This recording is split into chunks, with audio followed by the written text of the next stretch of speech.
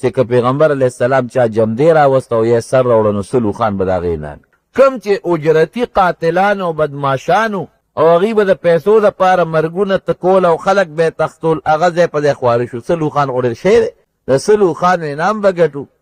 دا درې ورځې دوی منډې ترړې والې خو نبي علیه السلام یې پیدا نه. سراقه ابن مالک مدلجي دی چې دی نو یوې زه دی په خپله یو قصه خپله کوي، بخاري شریف کې راځي. وی زه یو مجلس کې ناست وم، یو سفر لاندې ناست وم، دا سوچ دی چې یاره مونږ نه خو سړی بچ بچولا. سلو خان خو ډېر لوی نعم دی رانه ګډوډ شو. وی دی کې یو سړی راغی دی مجلس ته، هلکه وی د دریاب په غاړه مې یو قاتله ولیده چې روانه وه. څوک و؟ نه ما ونه پېژندل، خو د لرې ځای نه مې دوړې ولیدلې چې په اوښانو سواره دي، دوړې الوتې. سراقه ابن مالک خو دیم یو غټ بدماش و هغه وخت کې. وی ما لکه سوچ وکړه چې دا خو کوس دا خلک خبر شي نو ورپسې به لاړ شي د انعام به رانه هغوی وګټي. وی ما خبره په بل طرف واړوله. وی مې چې نه مړه دا هغوی نه دي. وی چې د خلکو توجه لږه غلې شوه. وی زه خو پوه شوم چې دا نبي علیه السلام دی، ورځم او د انعام به زه ګټم. وی کور ته غلې غوندې لاړم. وی وینځې ته مې وی چې داسې وکړه چې زما د اس ماله بار که او په دې باندې کته مته واچوه او دا مهرباني وکړه چې پلانکي ځای کې ما ته اس ودروه، په دې چې بل څوک خبر نه شي او د انعام زه وګټم.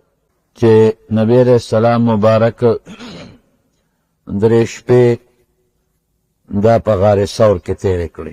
ما ویلي چې د دې میاشتې د سفر په 28 تاریخ د زیارت په ورځ نبی علیه السلام د کور نه وتی و. د جمعې او د خالي او د اتوار 3 ورځې پکې تېرې کړې سره د شپو. 28 په 28 تاریخ وتی و، 28 یو کم 13 او 13 3 ورځې په غار ثور کې تېرې شوې. او د ګل په ورځ باندې د ربیع الاول لومبي تاریخ او د ګل ورځ وه. نبی علیه السلام مبارک د غار ثور نه روان شو. عیسوي تاریخ 622 عیسوي جوړیږي، 622 عیسوي.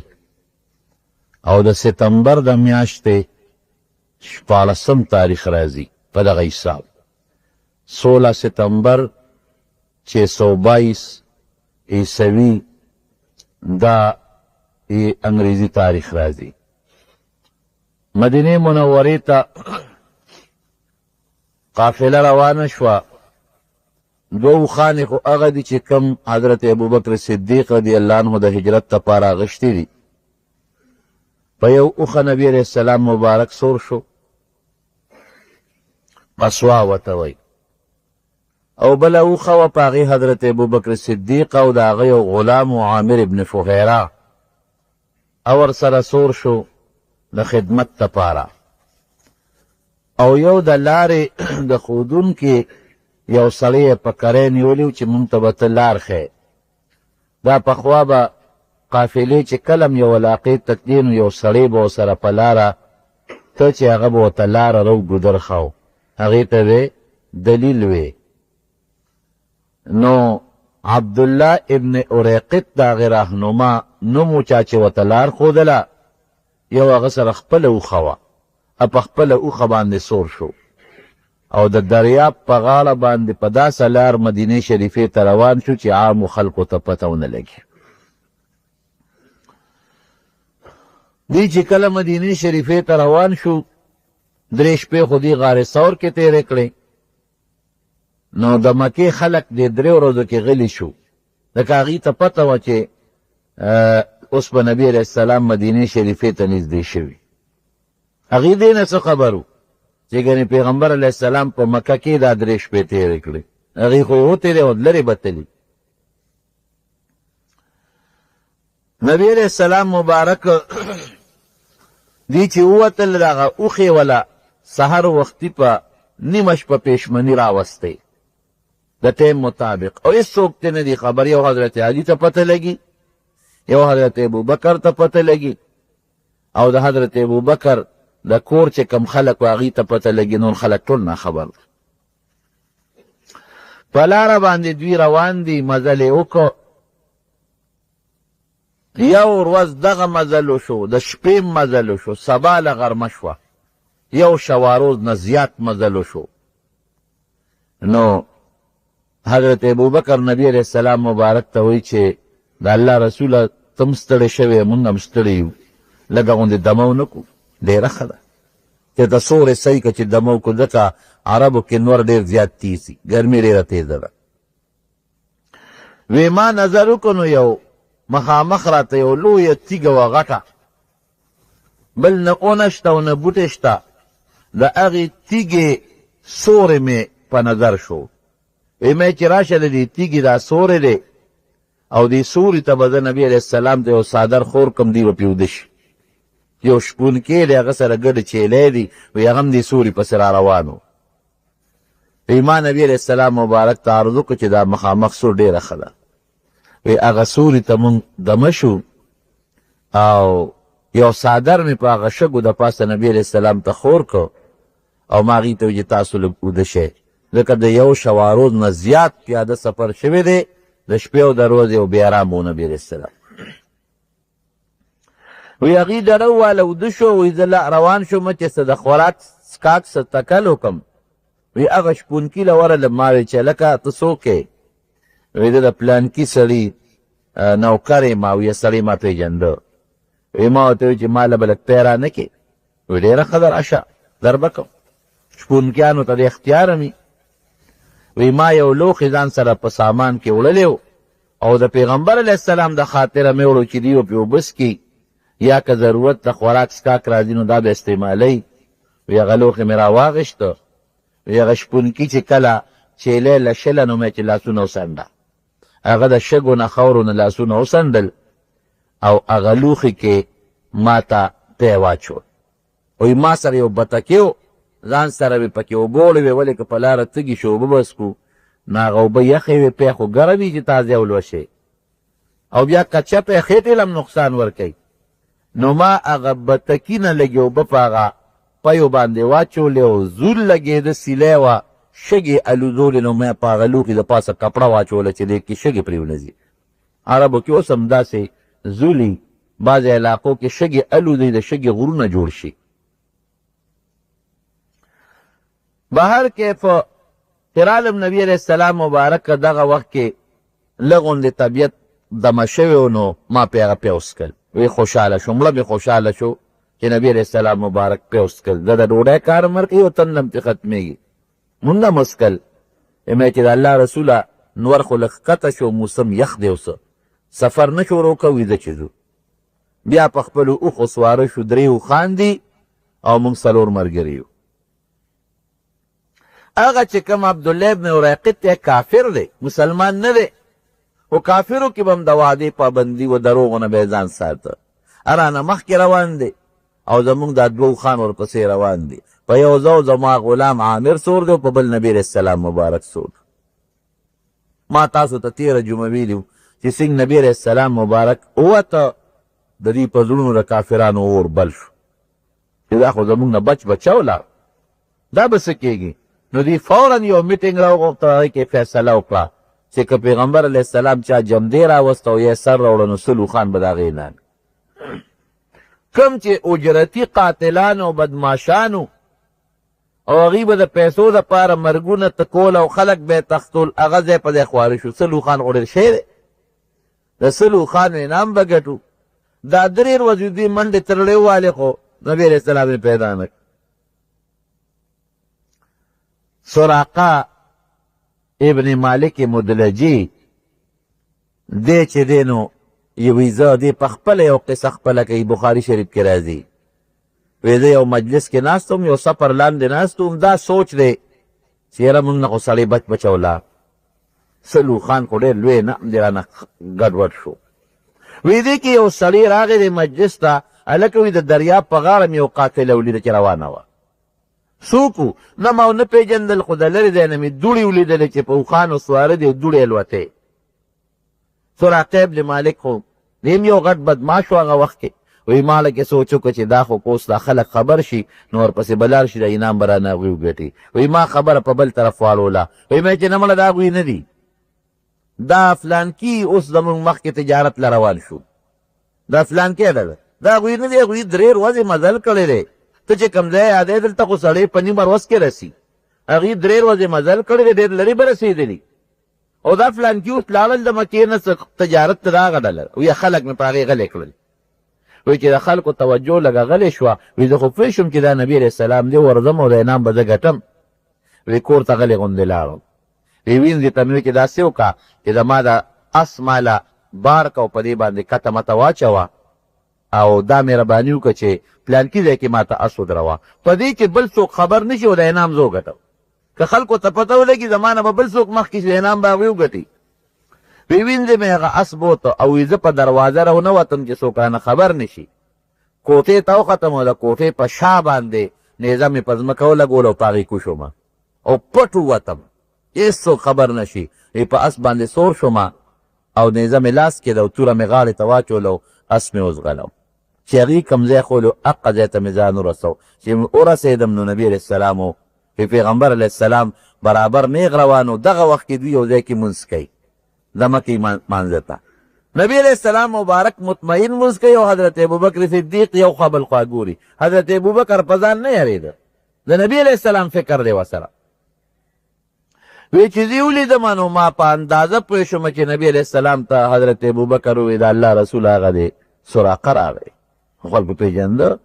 وی حضور پاک مبارک څه خیره وکړه. ما به ونه لیده خو خیره وکړه او زه پوه شوم چې ما ته یې خیره وکړه. وی سخته ځمکه وه، کانیجنه کلکه ځمکه، او چې دا خیره وکړه زما د اس دا دواړه خپې په هغه کلکه ځمکه کې لاندې پرې وننوتې، داسې به وه لکه چې خټی، حالانکې کلکه ځمکه وه او خپې مې دونه لاندې لاړې چې د اس دا سینه ځمکې سره ولګېده. بس وی زه خو پوه شوم چې خیرې وشوې. وی ما فورا درخواست ورته وکړه چې داسې کار دی تاسو ما ته خیرې وکړئ او زه هم ستاسو په ټکر راوتېما. بس دا مهرباني وکړئ چې ما ته دعا وکړئ چې زما د اس واپس راوځي او زه تاسو سره جوړه کوم. بس زه توبه درته وباسم، واپس زه غږ به درته نه کوم. نبي علیه السلام وی ډېره ښه ده. وی چې اس له دې چک ورکړه. وی چې اس له مې چک ورکړه د اس خپې راووتې. چې راووتې نو د عربو به پالونه کتل. نو ما سره یو بټوه وه، یو تیلی او په هغې کې مې غشي اچولي او په هغه غشو به په یو لیکلي و لا، په بل به یې لیکلي و نعم، یو باندې چې دا کار مه کوه یا دا کار کوه. وی ما هغه غشو له ومې لقوله ځکه قراندازي کومه. نو یې غشي راووته چې کم غشي ته مې وکتل په هغې یې لیکلي و چې لا ګوره دا کار مه کوه. وی مې چې غشي خو اجازت نه راکوي خو هلته سلوخان دي، غشي یو سوی غمې بل سوی. وی مې چې راشه غشي به خپل کار کوي. او چې اس باندې سنګ بیا ورسور شومه او اس مې نیغه و چې زه په دوی غزار وکم، یو قدم چې اس مخکې شو بیا وی بیا په کلکه ځمکه کې بیا ننوته. وی چې بیا ننوته وی بیا ما درخواست وکړه چېرې ما نه غلطي وشوه او دې ځل له سره واده کوم چې بس زه واپس ځم غږ درته نه کوم، خو ما ته دعا وکړې. وی بیا ما ته نبي علیه السلام مبارک وفرمایل چې ښه دې اس ته چک ورکوي. چې اس واګېده مې چک ورکړه دا اس پې راووتې. وی راواپس شم. راواپس شم څه منځې رالمه نو بیا مې هغه غشي ولقول چې ورږه یاره ګورم سلوخان خو ډېر شی دی او سلوخان ګټم او دوی سره وسله نشته او ما سره خو مضبوطه وسله ده. وی چې بیا مې غشي ولقول او غشي مې راوست په هغې بیا هغه راووت چې په هغې یې لیکلي چې لا ورې دا کارونه کې نه به کې. وی بیا مې د غشو نافرماني وکړه. وی بیا مې اس راواړو ورځغل مې کړې. چې ورځغل مې کړې دې ځل له وی د هغه مخکې نه زیاته دغه راوواله او دا خپې په دا ځمکه کې دومره ننوځي چې د اس چغې ووالې او بس ما هلته نیزه او توره په ځای وغورځول. مې چې صاحب دا مې درېیم ځل غلطي را، دغه نیزه او دغه توره هر څه مې پرېښودل، ما معاف کړه. وی ښه ده موږ معاف کړې. وی چې اس مې راوویسته وی مې چې ښه یو چل کو جوړه که اوس ما له امن راکې. وی ما ته پته ولګېده چې دا سړی د الله خوښ انسان دی او ده د هر کله کېدله به الله غلبه ورکوي. نو هسې نه د ده د ملګرو لاس کې چېرته ګیر نه شم. وی مې چې ما له امن ولیکې. نو عامر ابن فهیره چې کوم د ابوبکر غلام و هغه د څرمنې په یو ټوټه باندې امن و امان ماله ولیکه د نبي علیه السلام د دستخط چې ځه ته زمونږ د طرف نه په امن او که کله هم ته زمونږ ملګرو ګیر کړې دا ټوټه ورته ښایې تا ته به څوک غږ نه کوي. وایي چې را روانېدمه نو حضور پاک ما ته وفرمایل چې سراقه هغه وخت به دې څنګه افسوس ستا په لاس کې د کسرا د ایران د بادشاه بنګړي وینم او ستا په سر د ایران د کسرا د بادشاه تاج وینم تاج. افسوس هغه وخت به څنګه چې دا تاج په سر کې او دا بنګړي په لاس کې واچې. وی ما د پیغمبر علیه السلام دا خبره په ټوقه ور واړوله وی ما وی چې دې وخت کې خو ستاسو دومره زور نشته چې په خپل کلي کې پاتې شي، دا د پردي وطن ته روان یې. او خوبونه د ایران او د کسرا د بادشاه د تاج او د هغې د بادشاهۍ وینې، هماغسې ګورې رونو بیا شوه. دا سراقه څه موده پس پروردګار مسلمان کړ. اوس دغه وخت کې نه، وروستو مسلمان شو. دغه وخت خو دې واپس شو چې واپس راته او کافر به مخې له ورتلل، ځکه نبي علیه السلام پسې خلک ګرځېدل. نو ده به ورته وی دا لار ما کتلې ده، نور به یې غږ نه کو، دروغ به یې نه وی، دا لار ما کتلې ده. نو بس کافرو به وی چې زه خو چې دی واپس شو نو معلومیږي دا چې په دې لاره نبي علیه السلام نشته. نو د پیغمبر علیه السلام دفاع کوونکي خدای وګرځو، د هغه حفاظت کوونکي اخر کې الله وګرځو. د حضرت عمر فاروق په زمانه کې رضی الله عنه زمانه کې د ایران د کسرا بادشاهي فتح شوه. حضرت عمر فاروق رضی الله عنه هغه چې کوم د فوج مشرو د مسلمانانو، هغې ته یې وایي چې ګورې د کسرا کوم ذاتي ساماني دا به ټول ماله مدینې ته رالیږې، د هغه تاج او د هغه بنګړي او د هغه سامان یو شی به نه ضایع کوئ، تقسیموی به نه ماله مدینې شریفې ته رالیږې. هغه سامان یې ټول مدینې شریفې ته راولېږه. او چې مدینې شریفې ته سامان راولېږه او حضرت عمر اوس پړده، نو واپس یې ورته خط ولېږه، وی دې کې څه سامان کم دی، دا پوره کې. هغه استازی بیا لاړ ایران، بلا مزل و چې لاړ، وی حضرت عمر وی چې دې کې بعضې سامان کم دی. هغې چې هغه المارۍ او هغه سامانونه او د محل ولټول، وی او بنګړي پکې پاتې شوي دي، هغه بنګړي پکې واچول، واپس یې راولېږل. وی دا ولې؟ وی نبی علیه السلام د سراقه متعلق ویلي د هجرت په موقع چې ستا په سر د هغه تاج او په لاس کې د هغه بنګړي وینم. نو مې چې بنګړي پکې کم دي، حضور پاک خو دروغ نه وي، دا خو د هغه پیشنګویي ده. حضرت عمر رضی الله عنه په مدینه منوره کې لویه جلسه جوړه کړه، د دنیا خلک یې راغونډ کړل او سراقه ته ویې راشه سراقه، تا خو هغه وخت کې خندا کړې وه چې نن هم درک نه لګي، د خپل وطن کې هم ځای نشته او د ایران د بادشاه خوبونه وینې، راشه چې د پیغمبر علیه السلام د وفات نه پس د هغه ارمان پوره کړم او هغه پیشنګویي ښکاره کړم چې هغه ویلي و چې ستا لاس کې د کسرا بادشاه بنګړي به یو په سر به د هغه تاجي. افسوس چې حضور پاک اوس موجود دی او دی په خپله سترګو لیدلی وی. هغه تاج پوشي ورته وکړه، تاج یې ورته په سر که او هغه بنګړي ورته واچول. وی بنګړي خو سرو اچول حرام دي، د سرو زرو استعمال سرو له ګناه ده، خو دا د حضور پاک یو ارمان دی، لږ سات لی درته اچوم، بیا کوز کو، دا ستا دی، دا تاج هم ستا او دا بنګړي هم ستا، لږ سات لی درته. لوی جلسه وشو، صحابه کرام ناستو. وی دا هغه وخت د هجرت په موقع تا ته نبي علیه السلام فرمایلي دا دی مبارک شه. څه مخکې چې لاړل دوی نو حضرت زبیر رضی الله عنه هم دغه وخت کې لا مسلمان نو. د حضرت ابوبکر زوم دی، بیبي اسما خاوند، هغه د شام نه تجارت په سفر را روانو، ملګري ورسره و، هغوی دا قافله ولیدله. چې ویې لیدله نو هغه یو دوه جوړې وله ورکړې، یو جوړی نبي علیه السلام له ورکړه او یو جوړی حضرت ابوبکر صدیق له ورکړه. حضرت ابوبکر وی په دې ډېر خوشحاله شو، ځکه مونږ خو په یو جامو کې جوړه کې اوتي د کور نه، هغه خیرنې شوې م وې او ازړې م وې، نو یو جوړه ما ته میلاو شو په دې سفر کې او یو نبي علیه السلام ته میلاو شوه. وی په دې ډېر زیات خوشحاله شو. مزلم کو یو علاقې ته ورسېدو، اوږې م یو تږې م یو، خو حضرت ابوبکر به خلکو پیژنده، ځکه د تجارتي سفرونه ډېر کړي او پیغمبر علیه السلام چا ډېر نه پیژنده، تجارتي سفرونه یې کم و. نو چې ابوبکر به چا ولیده، هلکه ابوبکر خو نه وی یما، وی دا سړی د سره څوک دی؟ پیغمبر علیه السلام مبارک ته یادو، وی هذا رجل یهدینی السبیل، وی دا یو سړی دی ما ته نیغه لار ښیي. مطلب یې دا و چې د اسلام لار راته ښیي او خلکو به پې دا ګمان وکړو چې نه دا د ځمکې لار ورته ښیي. په دې چل غږ به یې نه کو. یو علاقې ته لاړو، ډېر زیات اوږې وو، وی هلته خیمې لګېدلې وې، داسې کچه کوټې کورونه وو. مونږ تپوس وکړو چې دلته د خوراک انتظام شته که نه؟ وی او دلته خو یو سخي ښځه ده او دا خیمې یو همدې دپاره مقرر کړي دي چې څوک هم په دې لاره ځي نو د مېلمنو خدمت کوي. اوس به دلې یو ګډه چیلې حلاله کړي، اوس به در باندې پیوس کړي. وی مونږ د هغې ام معبد هغه خیمې ته وردن نه شو، چې ورلو داسې کور دی، کچه خیمې پکې لګېدلې دي، مونږ ورته وی چې مونږ میلمانه یو او اوږي یو، مونږ له د خوراک بندوبست وکړه. وی هغې وی چې میلمنو لږ دمه شی، زما خاوند ګډې چیلۍ بوتلې دي سرن لا، نو چې کله هغه راشي او ګډې چیلۍ راولي یو چیلۍ به د لاله کړم، لږ انتظار وکړئ. وی یو چیلۍ د کور ګوټ کې ولاړه وه، نبي علیه السلام هغه ښځې ته وی ام معبد ته، وی دا چیلۍ چې ولاړه ده، وی دا خو بیماره ده، ناجوړه ده او دې کې نه پیش ته او نه د حلالولو قابله ده. وی حضور پاک مبارک ورته وی چې که تو اجازت کې او زه اولشم. وی هغې وخندل، ځکه دې پی ورکولې او د پیو قابله وه، دا به کور پاتې وه، دا خو د تلو د ګرځېدو نه ده او غولانځ یې اوچه ده، غولانځ کې درک نه لګي او شخوند نه وی، وګورئ ورته.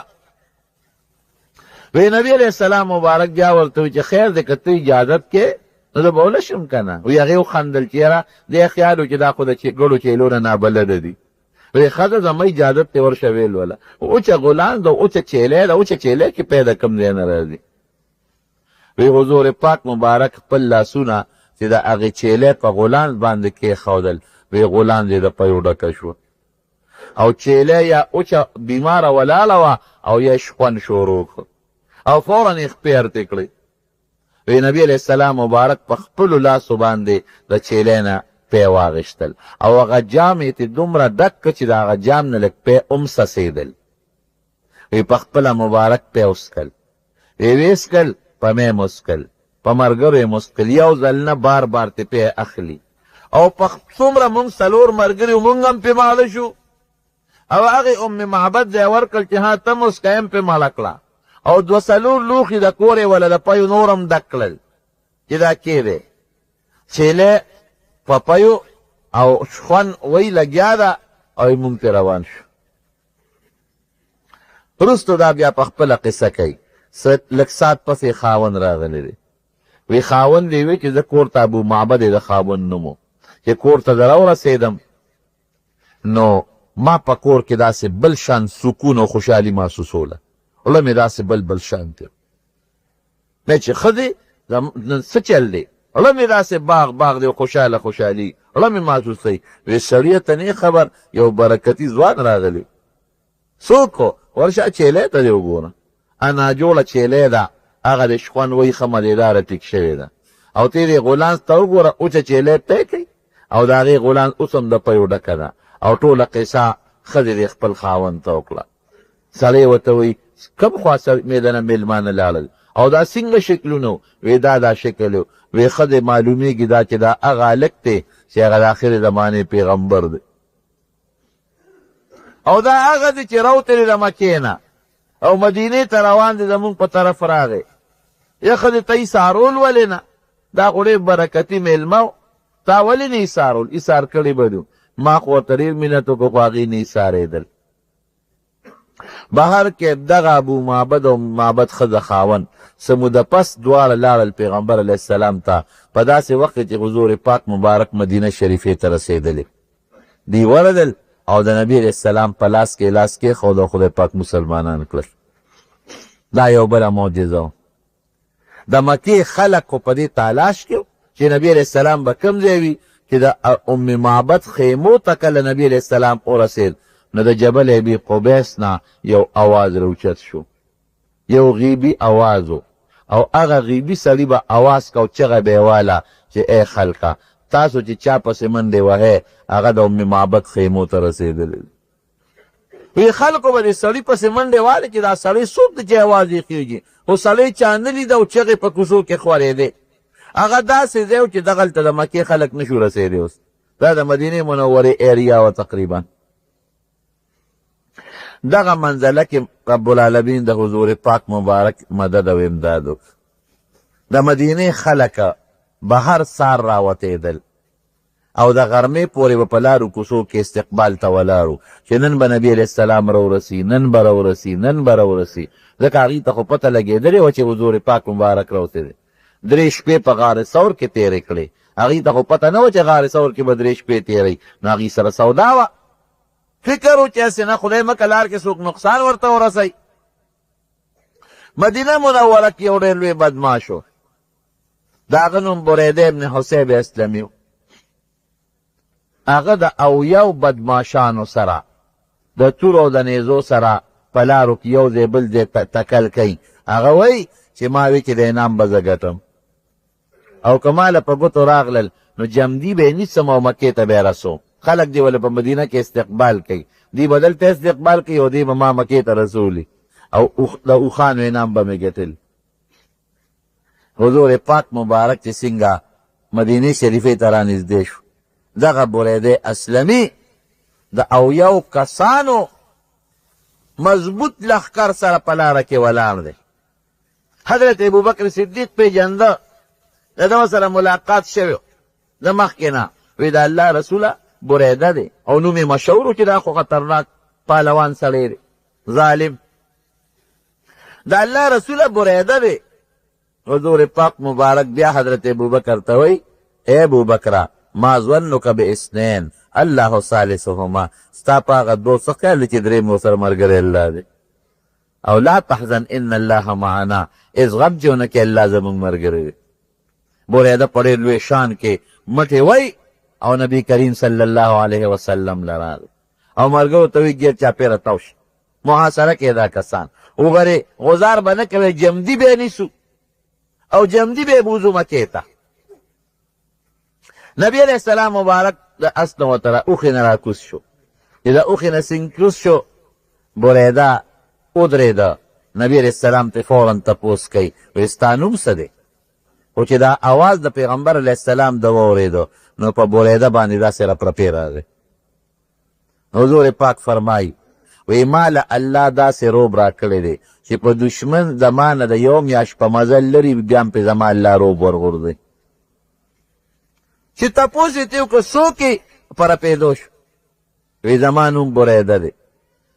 پکار دا وه چې نبي علیه السلام په اړه کې یره محسوس کړې وی، هېڅ یره یې محسوس نه کړله.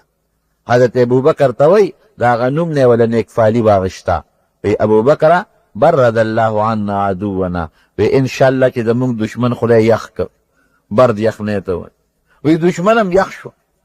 بیا دې تپوس کوي وی د کم قوم سره تعلق لري؟ وی بنو سهم سره. بنو سهم یو قوم، سهم په عربۍ کې عیسې ته وی. حضور پاک ته بیا نیکفالي واغېشته، انشاءالله وی مونږ له به خدای پاک د نیکۍ او د امن یوي سره کړي. وی د کم قبیلې سره تعلق لري؟ وی د اسلم قبیلې سره. اسلم د سلامتیا نه دی. نبی علیہ السلام په دې نیکفالي ونیوله. ابوبکر ته وصلنا بسلامت، انشاءالله وی په خیر راورسېدو، په سلامتیا راورسېدو. چې دا خبرې وکړې بریده نبی علیہ السلام ته ته څوک یې؟ ستا څه نوم دی؟ حضور پاک مبارک ته ځان پټ نه کړ چې دا خو مې دشمن دی او ما ته ولاړ دی. په کای کې دروغ سړی وایي، حضور پاک دروغ نه وایي، رښتیا خبرې کوي. وی انا محمد صلی الله علیه وسلم رسول الله، زما نوم محمد دی او دا الله رسول یم. خو چې دا خبره بریده واورېدله بس فوراً هغه توره کېښودله او نبی علیہ السلام د مخ مبارک ته ګوري، وی ان وجهک لیس بوجه کذاب، ستا دا مخ د دروغجن سړي مخ نه دی، دا د رښتوني سړي مخ دی، او ما ته ته بېشکه رسول الله ښکارې. ته چې څنګه وایې زه د الله رسول یم، ما ته رسول الله هغه لښکرې په تمه او یا کسان ناست دي چې راغلي سلی یو دا کیسه، بېشکه ته رسول الله یې او زه ستا ملګرتیا کول غواړم، تا تابع کېدل غواړم. بس نبی علیہ السلام ورته کلمه شهادت وخو، د حضور پاک په لاس کې لاس کېښود، واشهد ان لا اله الا الله واشهد ان محمدا عبده ورسوله. مسلمان شو. چې مسلمان شو اوس بریده ملګرو ته وایي وی تورې موتې کې ومنډئ، تاسو مسلمانان شئ. هغه اویام خدای مسلمانان شو.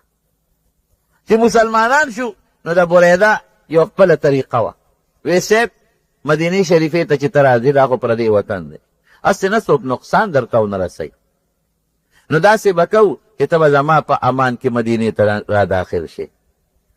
لکه اوس هم چې ته څوک یوې علاقې ته لاړ شي د قبایلو، نو د یو ملک په امن و امان کې وي، نو چې د یو ملک امن ورسره وي نو هغه ته بیا څوک غږ نه شي کولی. ولې بیا هغه ملک وي دا هلکه زما سړی دی، نو ته به زما په امان کې مدینې ته داخل شي، نو چې زما په امان کې نو که تا ته چا نقصان رسو دا به ما ته نقصان وي، غږ به هم درته څوک نه کوي. حضور پاک پې ډېره ښه ده.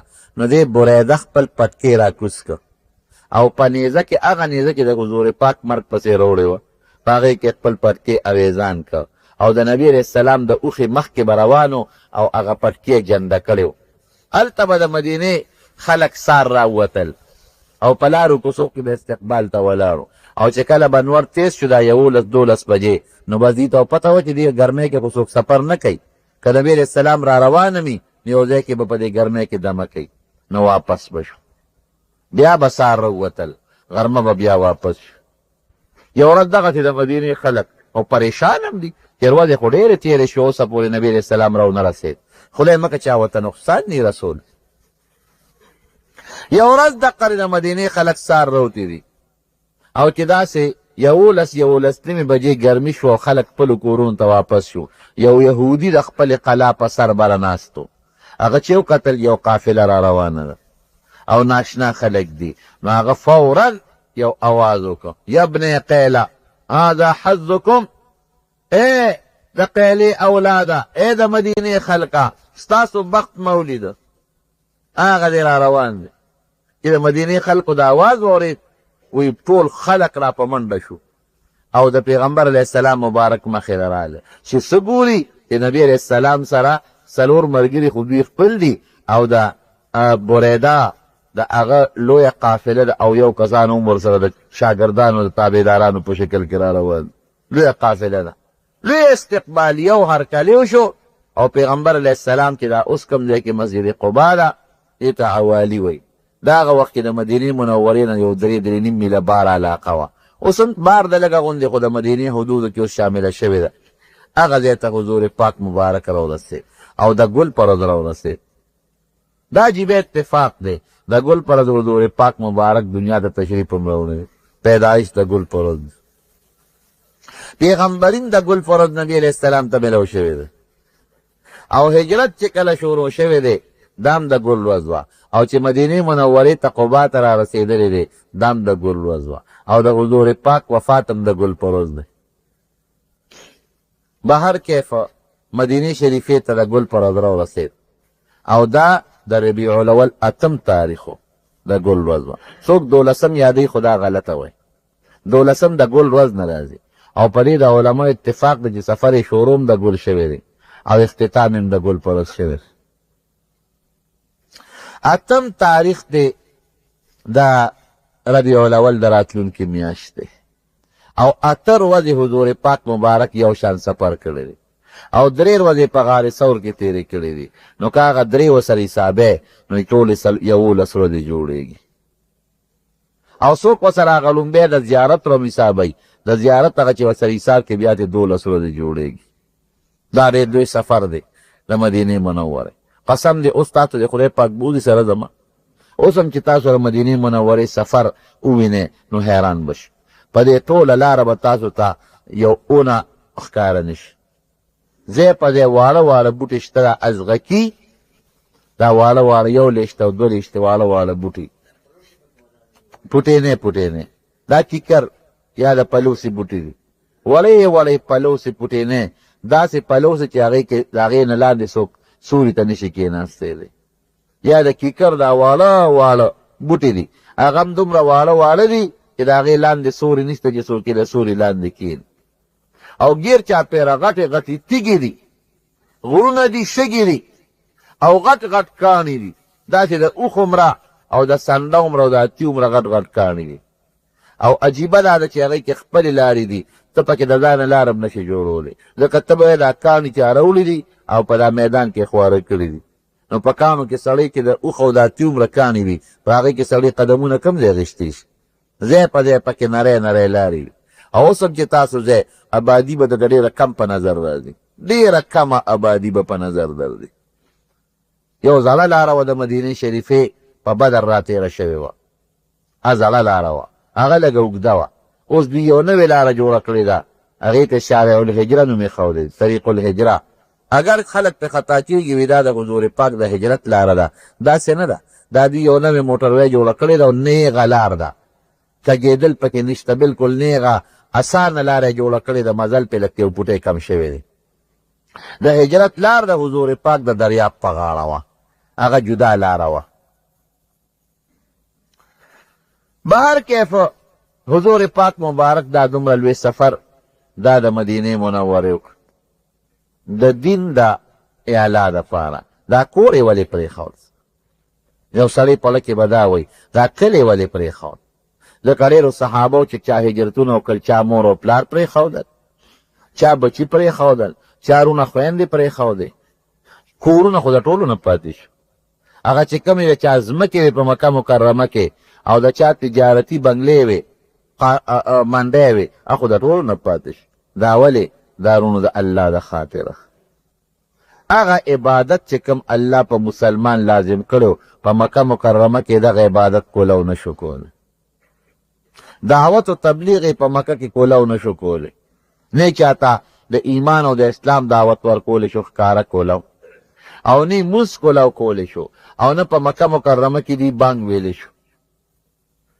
نو اوس هم د شریعت دا قانون دی د مارونو چې یو سړی په یو ځای کې د دین خدمت ښکاره نشي کولی، او کدی د دین خدمت کې را د وجود ته ضرري، یا را د مال ته ضرري، یا را د ښځې ته را د بچو ته ضرري، نو هغه هجرت کولی شي. هجرت تیښته نه ده، ګورې خطا نه شي. د هجرت دا مقصد نه دی چې موږ د کافرو نه تښتو، دا د هجرت مقصد نه دی. حضور پاک خو 14 کاله پکې تېر کړل. بعضې صحابه کرام حبشې ته تلي وو، نبي علیه السلام خو حبشې ته نه و تللی. د هجرت مقصد دی چې دلته زه کولو د دین خدمت نشم کولی، نو داسې علاقې ته ولاړ شم چې هلته کې د دین لږ کولو خدمت وکړم. دلته خپل ملګري نشم بچ کولی، نو داسې علاقې ته ولاړ شم چې هلته کې خپل ملګري بچ کړم. دلته کافر را باندې په لویه غلبه کړي، دلته د کافرو مقابله نشم کولی، داسې علاقې ته ولاړ شم که هلته د کافرو په ما ظلمونه کول، نو کم از کم چې د دې کافرانو ظالمانو مقابله خو وکړم. هغه رب العالمین نبی کریم صلی الله علیه وسلم در مدینه منورې په شکل کې ورکړه. یو موقع کې حضور پاک مبارک فرمایل په جیرانی مقام کې چې کله مکه مکرمه فتح شوه او د حنین او د اوتاس غنیمتونه تقسیم شو، نو د مدینه شریفې خلکو خپل منځ کې سره دا ګونګوسې کوه، یاره وی اسې نه په خپل کلي کې پاتې نه شي.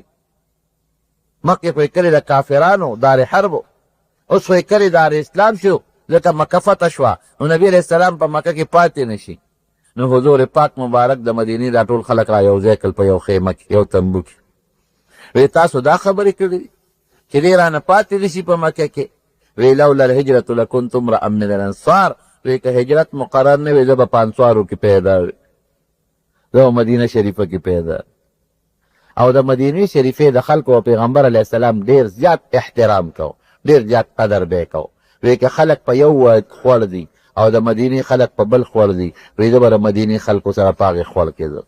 که خلک په یوه دره ځي او د مدینې خلک په بله دره ځي، زه به د مدینې خلکو سره په هغه دره کې ځم. او خاص د مدینې خلکو ته تقریر کوي، وی ای د مدینې خلکو، وی رستو به داسې خلک بادشان به راشي چې تاسو ته به ستاسو حق نه درکوي. وی خیر دی صبر وکئ، ما سره به په حوض کوثر ملاقات کوئ. صبر وکئ، ما سره به تاسو په حوض کوثر ملاقات کوئ، او د حوض کوثر د اوبو نه به زه په خپل لاس تاسو سیرابم. واقعي ډېره لویه قرباني ده که. نو مسجد قبا دغې علاقې ته چې ورسېد، نو حضور پاک مبارک هلته خپله تمنا وکړه، ویې دلته یو جومات جوړولو غواړي. ګوره کوم ځای ته چې مخکې ورسې هلته به جومات جوړی، یو جومات جوړو. نو یو صحابي کلثوم ابن هدم رضی الله عنه هغه ورته خپله ځمکه وقف کړه، هم بختورو داسې ځمکه یې وقف کړه چې حضور پاک په جومات جوړ کړه د ملګرو په مشوره. اوس هم یو ډېر عظیم الشان جومات دی مسجد قبا. دا حاجیان چې لاړ شي ځي 2 رکعاته نفل پکې کوي، چې 2 رکعاته نفل په هغه جومات کې چا وکړل، الله پاک په 2 رکعاتو نفلو د عمرې برابر ثواب ورکوي. لوی جومات 14 لیرې ورځې په قبا کې تېرې کړې، د هغې نه پس حضور پاک مبارک مدینې شریفې ته راغی. ورونو تاسو خپله اندازه ولګوئ دین څونه په لوی تکلیفونو راغلی. څوک به یوې ورځې له خپل بچي پرې نه دي، یوې ورځې له به څوک خپل کور پرې نه دي. کورونه او ځمکې څونه قیمتي شوي دي، او حضور پاک او صحابه کرامو د دین د خاطر خپل وطن، خپل کور، خپل ځمکې هر څه قربان کړل او مدینې شریفې ته ورسېدل. هر څه پرېښوده. کور به هم خپل کار کوي، ځمکه به هم خپل کار کوي، بچي به هم خپل کار کوي، پلار به هم خپل کار کوي. په بدر کې د کافرو سردار عتبه دی. عتبه دا د ټولې مکې سردار دی، د ابوجهل نه غټ سردار.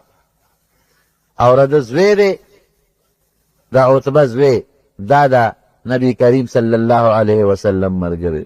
د مدینې چې کم خلکو پیغمبر علیه السلام ته پناهي ورکړې وه او ایمان یې راوړی و، هغوی له به یې دمکۍ ورکولې، نه پرېښوده. وی تاسو زمونږ دشمن لامن ورکړی دی او زمونږ دشمن هم ځان سره ځای کړی دی، تاسو سره مونږ ګورو، دا دمکۍ به یې ورکول. چې کم منافقینو په مدینه شریفه کې، هغې منافقانو سره به ساز باز کو او هغوی به یې لمسول چې د مسلمانانو خلاف سازشونه وکړي. او په مدینه شریفه کې چې کم یهودیان اوسېدل، چې پیغمبر علیه السلام لا د یهودو سره یو معاهده وکړه چې مونږ به یو بل ته غږ نه کوو، د یو بل د دشمن مرسته به نه کوو، یو بل سره به د امن ژوند تېروو. نو دې د مکې کافرانو هغه یهودیانو سره ساز باز جوړ که او هغې د پیغمبر علیه السلام خلاف لمسول شروع کړل. بل چې په مکه کې کم کمزوري مسلمانان پاتې وو، یا ښځې هجرت یې نشو کولی، یا ماشومانو هغې هجرت نشو کولی، یا غریبانانو او غلامانو، هغې خلکو سره زیاتی شروع کړل، هغه به یې وهل او هغه به یې ټکول او هغوی به یې پاککړو تړل. ډېر انتهایي ظلمونه یې شروع کړل د هغې مکې د کمزورو مسلمانانو سره. د دې نه علاوه داسې ظلمونه شروع کړل چې مدینې ته به لاړل او د مسلمانانو باغونو او فصلونو ته به یې اور ورته کو راتښتېدل به. د مسلمانانو چراګاه و هغې کې به څاروي څرول. کرد ابن جابر فهري دیلاو او هلته چې د مسلمانانو څاروي اوسې مړه کړل، څې ترې راوتښتول او چې کوم په هغه درمن کې بوس یا نور کوم څیزونه و، هغې ته یې تیلې ورته که هغې ول وسوځو. دا ظلمونه دوی شروع کړل. کوم مسلمانان چې به په لارو تلل او کافرو له به په ګوتو ورلل او به یې ونیول، وهل ټکول به. نبی علیه السلام وی خدای د دې ظالمانو د لاسه خو مونږ ډېر تنګ شو، کلي مو ورته پرېښو، مکه مو ورته پرېښو. خلک وایي ویره نبی علیه السلام جهادونه کړي دي د کافرانو سره، نه به یې کول، څه به یې کول. مکه مو ورته پرېښوده، کورونه مو ورته پرېښودل، چې کوم په مکه کې زمونږ پټي و هغه مو ورته پرېښودل. چا نه ښځې پاتې شوې، خاوندان یې مدینې ته لاړل، چا نه بچي پاتې شو، مور و پلار ترې نه پاتې شو، بیت الله پاتې شو، د خدای کور هم ورته پرېښو او تلالو بیا په قلار نه پرېږدي. دې سره به څه کوو؟ نو نبی علیه السلام صحابو سره مشوره وکړه، یو فیصله دا وکړه چې د دې ظالمانو نه مونږ په څه ځان خلاص کړو. نو د مدینې نه د مکې نه به شام ته دوی تل، مکه خو داسې علاقه ده چې هلته خپل فصل نه زرغونېده، نو شام ته به تلل او شام نه به تجارتي غله او دا قصې پیسې راوړل. نو نبی علیه السلام دا سوچ وکړو چې د دوی کومه قافله شام ته ځي، نو په هغې باندې یو حمله کوو.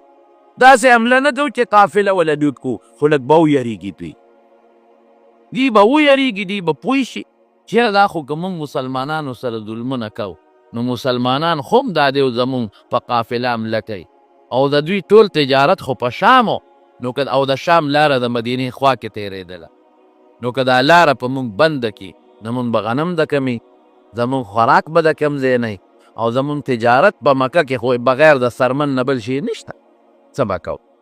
نو د دوی یو تجارتي قافله تله شام ته، نو حضور پاک سره د یو څو مرګنو لا په هغې باندې د دمکې او د یرولو دپاره، خو چې نبي علیه السلام په هغه لارې ته ورورسېد، نو دا قافله تې شام ته وتې وه. نو پیغمبر علیه السلام سره د صحابه واپس راغله.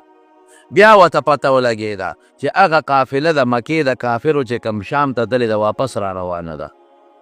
نو بیا ورته نبي علیه السلام سره د ملګرو ووت و اتفاق ده د خدای خوښ هم داسې وه چې دوی سینګ میدان ته ورسېدل نو قافله تې د لارې نه وتې واپس مکې ته رسېدلې دې لومبۍ ته غزوه ابوا وی او دویم ته غزوه ودان وی بیا نبی علیه السلام ته پته ولګېده چې د قریشو یو مضبوطه قافله ده او د ابو سفیان په سردارۍ کې ده او ډېر تجارتي مال دی پکې ودرېږه په دې یو حمله کو چې دوی ویرېږي موږ نه ملي شي خو چې نبي علیه السلام څنګه عشیره یو مقام دی هلته ورسېد نو ورته پته ولګېده چې هغه قافله شام ته رسېدلې ده نو واپس رالل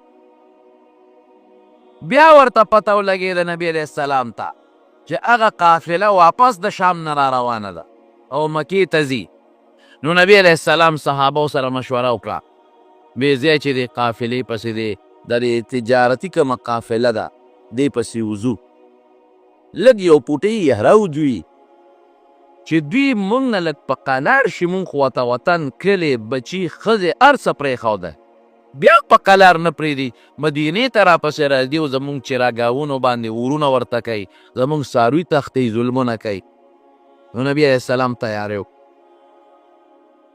دې درمیان کې تاسو ته مه ووایو چې د انصار د مدینې شریفې چې څومره و هغې له به یې دمکۍ ورکولې هغه هم نه پرېښوده چې تاسو ولې زموږ دشمن له پنۍ ورکړې ده نو د مدینې شریفې یو سردار و د یو لوی قوم مشر و د اوس قبیلې د هغه نوم سعد ابن معاذ و دې لاړ مکې مکرمې ته نو په مکه کې یو لوی کافر د امیه ابن خلف د هغه سره د دوستانه وه دواړه غټ غټ تاجران دا سعد چې به کله مکې ته لاړ د دې امیه سره به دیره او امیه چې به کله مدینې ته راغی او یا د مدینې په خوا کې به شام ته نو د دې سعد سره به دیره د دواړو قریبي دوستانه او تجارتي تعلقات نو حضور پاک چې هجرت وکړو دې درمیان کې سعد ابن معاذ به زدم بیت الله ته یو عمره به وکړو طواف کو چې لاړ د هغه امیه سره دیره شو امیه ته وایي اشنا زه خو طواف له راغلی مو د بیت الله طواف کوم امیه ورته وایي داسې کار ده هغه ورځې دې لاړی نور کله به ته دلته کولاو ګرځېدې په مکه کې او ته هم د مدینې سردار یې زموږ دې خلکو به ستا ډېر زیات قدر کوو اوس د مکې خلک تاسو ته ډېر غوسه دي لکه تاسو زموږ دشمن له پنۍ ورکړې ده اوان هم ورکړې دی نو عمره طواف به کې خو لږ په طریقه داسې وخت کې به وځو چې څوک دې ونه ویني هسې نه چې څوک دې ونیوي او څوک د سره جګړه ونه کړي وی څه ټیم وی غرمه د غرمې په مکه کې ګرمي زیاته نو عموما خلک ودي غرمه به وځو نو طواف به وکړې راځې به او بیا به ځې مدینې ته وی نه راښه چې څنګه دي ووتل طواف لذي غرمه چې چا نه یریدلو مغه حرامي سره ملو شو چې ابو جهل مخې له ورده د سعد ابن معاذ ته وایي د صحابي ته لکه څنګه بېغمه زمونږ په کلي کې ګرځې او زمونږ دشمن لم امن ورکړې او ته دلته بېغمه ګرځې ته خو زمونږ دشمن یې چې دشمن لم امن ورکړه افسوس کې د دې امیه سره د موږ د سردار سره نه وې که نه چې ته مانه دلته جمدې پاتې شوې تا ته مې چل کولی سعد ابن معاذ کو هم د او د قبیلې د انصارو د مدینې د یو قوم لوی سردار و هغه چې ته دا خبره زغملی شوه هغه ورته وی ابو جهل په قلار کې نه ابو جهل نو کل عمرو ابن هشام په قلار کې نه ما له دمکې دلته مه راکوه که تا زره د بیت الله نه منې کړم نو ستا لار په مونږه په مدینه ده چې شام ته ځې ستا تجارتي ټول معامله شام کې ده او لار دې په مونږ ده لار به در باندې بنده کړم یا به خورې څه څکې به څه دواړه سره ګرم شو چې ګرم شو دا امیه چې دا سعد ابن معاذ د چا میلمه و هغه پکې منځ کې مداخلت وکړو نو هغه خو وی که زه اوس د دې میلمه مرسته کومه نو قوم کې راته دشمني جوړېږي میلمه به خپل کار که نو د میلمه ته وی دی صحابي ته سعد ابن معاذ ته هلکه وی ته خو زما دوست دی وګورې دا ابو جهل دا زمونږ سردار دی په دا آواز مه وباسه بیا خو زما د مخه تا ته غږ نه کړه خو د څه له چغې راوباسې وایي ښه زما ستا تعلق دوستانه تا هلته ما سره راځي د تا سره نو تا د دې خپل کلیوات پاره پوځه دې پرېښودم وایي ته خو په قلار کښېنه امیه ته وایي وایي ستا متعلق خو نبي علیه السلام ویلي دي چې امیه به مو وجه تا خو نه پرېږدي خیر معامله دلته رفع دفع شوه او دا سعد ابن معاذ مدینې ته لاړ واپس ور او چې دا امیه کور ته لاړ نو ښځې ته وایي ښځې وایي ته خبرې وایي هو څه وایي هغه میلمه د مدینې راغلی و د هغه د ابوجهل ګرمه ګرمۍ راله ما د ابوجهل مرسته وکړه هغه وایي چې نبي علیه السلام وایي چې مونږ به امیه وجم والله ما یکذب محمد صلی الله علیه وسلم قریب دی چې په محمد خو چته دروغ نه وایي اخو رښتیا خبرې کوي اخو دروغ نه وایي او د هغه د خولې نه وتلي چې ما به وجلي بلکې حافظ ابن حجر لیکلی دی وی قریب و چې اودسماتې ته تللی وي دومره یره پرې راله ښځه ورته وایي مړه مه یېرېږه بې غیرته هغه دلته نشي راتلی او ته بال څه له یېرېږي نه که نه وایي دروغ نه وایي چې دا خبره د خولې نه وتې ده نو څه چل دی هر ځای کې چې په ګوتو ورغلم دا مې دې پورې درته وایي چې د مدینې خلکو له مې دا دمکې ورکولې بیت الله ته یې نه پرېښودل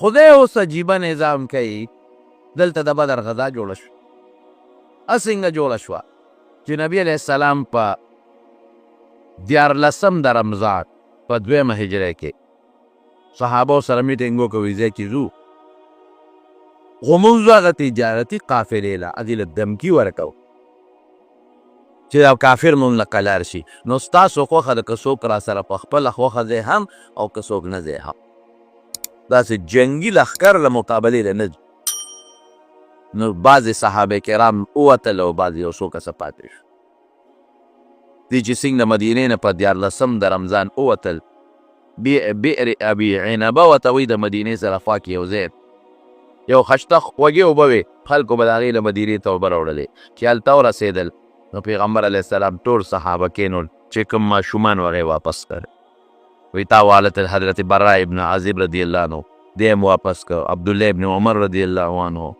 اسامہ ابن زید رضی اللہ عنہ زید ابن ثابت رضی اللہ عنہ دا والا صحابہ کرامو اسید ابن خزیر رضی اللہ عنہ دے واپس کر صرف یو صحابیو عمر ابن ابی وقاص اپ جلاش کہ نبی علیہ السلام واپس کو نو پیغمبر علیه السلام هغه اجازت ورکړ دی راځئ چې څنګه دغه ځای نه دوی مخکې لاړل مقام روحا ورته وي هلته نبي علیه السلام سره صحابه ورسېد نو حضرت ابو لبابه رضی الله عنه دی ولیږه وی ته ځه مدینې ته د مدینې امیر شوې تر څو چې زه نه یم راغلی زما قایم مقام به دی واپس کو او د قافله او 2 جاسوسان یې کولیږه د یو نوم حضرت بسبس رضی الله عنه او د یو نوم حضرت عدی رضی الله عنه دا دواړه یې ولیږل وی تاسو لاړ شئ او د قریشو د هغه تجارتي قافلې مولا جاسوسي معلومات وکړئ چې دا کوم ځای را روانه ده موږ یې کوم ځای مخه دا دواړه یې دلته ورسو د روحانه چې صحابه کرام لږ مخکې لاړل یو بل مقام د صفرا ورته وایي هغې صفرا ته ورسېدل نو هغه 2 جاسوسان راغلې د نبی علیه السلام چې کوم 2 جاسوسان هغې پیغمبر علیه السلام ته وی صاحب وی د قریشو د تجارتي قافلې د مدد دپاره د ابوجهل لښکر را روان دی نو نبی علیه السلام دغه ځای کې صحابو سره مشوره او د ابوجهل لښکر ولې څنګه را روان ابو سفیان ته پته ولګېده هغه تجارتي قافلې مشر چې ما زما دپاره خو مسلمانان روتی دي چې تلم شام ته بچ شم اوس واپس چې ځم نو روتی دي نو هغه یو کافر و زمزم ابن عمرو غفاري هغه له یو تیز اوښ ورکړه وی په دې اوښ به ځغلې او ځان به مکې ته رسې او مکه کې د اعلان وکړه چې ستاسو کومه قافله را روانه ده د تجارت د ابو سفیان هغې زه رالیږلې هغې وایي چې زموږ مدد له روزې مسلمانان پر موږ حمله کوي او دا دامره تجارتي قافله وه چې د مکې د هر کور مال پکې و چا به څوک به پخپله تلل چا به بل له مال ورکړی چې دا ځان سره یو څه ګټه منې هر چا مال پکې ډېر مضبوطه درنه قافله وه. نو زر راله روزی مدد لو که رو نوتی نو موږ به مسلمانان وجني او قافله هم لوټ کوي. نو زمزم ابن عمر دی چې راورسېد نو د هغې به دا قانون و چې هغې به خطرناک خبر و نو څادر به یې د سر نه داسې تاوه و. سهار به څادر به یې اوچت که او تاوه به او چغې به یې ویل یا صباحا یا صباحا. نو خلک به ورته راجمع. دې زمزم ته ابو سفیان وایي ته به دا چلو کې چې ته به دې د اوښ دا پوزه زخمي کې چې وینې ترې بهېږي او د څادر په ځای به جامې وباسې او ابه تاوې. نو خلک به پوه شي چې مسله ده ډېره خطرناکه ده نو خلک به دلې په منډه راولي. نو دې زمزم همغه چل وکړه. د اوښ دا پوزه یې زخمي کړه هغې نه وینې بهېدې او جامې یې وویستې بیا د سر نه تاولې. نو چې خلکو کتل ټول ورته راجمع شو چې خدای څه مسله ده. ماشومانم ښځې بوډاګانم ځوانانم هلکه خیر دی ته خو زمونږ هغه تجارتي قافله کې تللی وې که نه. یو ابو سفیان راولېږلم مسلمانان ستاسو په قافله حمله کوي مدد له وله راولېږ. ابو جهل لښکر تیار. اوس د خدای شان دی هغه امیه چې هغه سعد ابن معاذ ورته ویلي چې نبي علیه السلام به دې وجنې پرېږدي دی نه هم د مکې غټ سردار و. ابو جهل په دې سردارانو ګرځېده چې داس مشران راغونډ کړه ملکان به پخپله دي. یو امیه له راغی. امیه ته وایي چې کاکاجي نیمه شو څنګه چل به کوو وروه مشره. هغه وایي زه خو ناجوړی. هغه ته خو ښځې ووایي ورته وایي خبره دې یاده ده د مدینې هغه ملګري کې درته ویلي وو یو یاده مې وي پام کوه ګوه ونه دي وی نه ده. یاره هغه وایي زه خو ناجوړی یم بیمار نشم. ابو جهل هم پوره شیطان هغه وی چې زه دې ځمه ستاسو ته به سیګمانه پاتې کې وی ګوره ته مشر یې سردار یې او چې ته نه دې دا هلکان هم نه ځي څه مهرباني وکړه مونږ سره وځه خامخا. دې کله یو باندې ناجوړ یم او دوه نوکران به د ځان پسې ولېږم او درې به ولېږم او څلور به ولېږم. ابو جهل ورته د هلکانو جرګه راوسته دا ماشومان دي او ته نه د ځوانانو یې وله راوسته د بوډاګانو یې وله راوسته. وی داسې کار دی ځمه خیر دی جنګ له خو لږ غوندې را سره په لاره لاړ شه چې ستا د وجې دا نور وځي چې ته نه دي دا نور پاتې کېږي نو خیر دی بیا به دې را واپس کړو. نو وی زه ډېره ښه ده. نو یو اعلی اوف ځان لالمه پورته چې راغې ښځه ورته وایي تا خو یې نه ځمه او تا وی چې ما ته خو هغه د مدینې هغه ملګري ویلي چې نبي علیه السلام وایي چې زه دې وجنم او دروغ هم نه وایي. وایي ښځې ځم نه لږ غوندې ورسره وځم یو ورځ مزله او داسې اوښ مې ځان له اغېشتی دی که نه چې دوی په ما پیږي را تښتېدلی به یم ځم نه ورسره. وایي ښه ګورې پام کوه لاړ نه شي ګور کم وخت ته مړ به دې کې. وایي ډېره ښه. ابو جهل پوره شو هغه وی چې دې کاکا به ده خامخا رسو. نو یو دوه درې څلور هلکان یې پرې مقرر کړه. هغې ته یې وی چې ګوره دې د نه تسپې د ده څوکی تاسو به نور څه نه کوئ خو د امیه څوکی به کوئ چې دې ځان سره ورسوئ. دوی چې څنګه مکې نه روان شو نه خو به پیاده مزلې وې یو ځای کې دمه وکړه خیمې خښه کړې نو امیه ځان ته اوښ نږدې وتاړه. دې مطلب و چې شپه ده دا خلک وځي شي نو غلی به په اوښ په ور واړم او تښتم به ځم ده. نو چې دې سنګ پاسې دغه هلکان خو ورته ابوجهل پرې کړو هغې زر را منډې کړې. کاکاجي خیر دی مونږ ولاړ یو څو لوټه پکاري او دسماتې له اوبه پکاري بل څه پکاري خدمت ته وله. د ویل خدای دا ماشاءالله کار د کوم ځای نه ویښ پر پراته ده. وی نه نه تاسو ده شئ څه خبره نشته نه نه کاکاجي مونږ ستا خدمت ته ولاړ یو ته دې ویښ یو مونږ دې وده یو. سړی پوه شو چې دې خو کار ونه که زه بل ځای کې چې که خیر یې دمه کوو هلته نه به راتښته چې بل ځای قافلې شوارو دو شوارو د مزلو په یو ځای کې دمه کوله. د بیا چې نیمه شپه شو ټول خلک وده دي او دې غلې غوندې را پاسې خپل اوفلا هغه هلکان ورته پیو هغې ولې زر را منډې کړې. کاکاجي په خیر څه چل دی ناجوړی خېټه کې درد دی او دسماتې ته ضرورت دی اوبو ضرورت دی. خدایه پاک اوده شی سر کوزو خو چې لخم را پسې را منډې وهی هېڅ حاجت هم نشته تاسې را پاڅېم چکر لګو. نه نه کاکاجي چې ته ویښې مونږ له خوب راځي مونږ به ستا خدمت کوو. هلته نم کا خوند ونه که په درېیمه مرحله کې آخره کې خدای به درته ورسو. راته ستا خلکو مخکې خو راتلی نه شم بیا ورسېد او بیا به یې راته قصه وکړم بدل کې خدای مردارم ته دلته کې چې دا سړي کوم وخت کې راغی زمزم ابن عمر او ده دا دشمن ابو جهل را پاساو نو د نبی کریم صلی الله علیه وسلم ترور د بی بی عاتکې هغې خوب ولیده حضرت عباس یې رور وغیره وغوښته ویې رور یو خوب مې خطرناک لیدلی دی بیکا وی څه خوب دی لیدلی دی یو سړی راغی په اوښ باندې او د مکې په دې خور کې اوښ څمله او درې چغې یې ووالې او درې چغې کې څه دي اواز یې دا وکړو چې قوموا یا آل غدر الى مسارعکم اخرجوا الى مسارعکم ای دوکبازو پاسه او خپل مرګ ځای ته ځان ورسوئ فی ثلاث درې ورځې ای دوکبازو خلکو د مرګ ځای ته درې ورځو کې ځان ورسوئ وی دا چغې وواله وی خلک ورته راغون شو وی بیا د بیت الله خواله راغی او هلته کې هم دا چغه وواله درې چغې یې ووالې او وی بیا د جبل ابي قبیس ته به راوخته او د جبل ابي قبیس نه یو ګټه تیږه راواغېسته او هغه یې لاندې راوغورځوله وی هغه تیږه ډکرې شوه او د هغې ذرې د مکې هر کور ته ورسېدې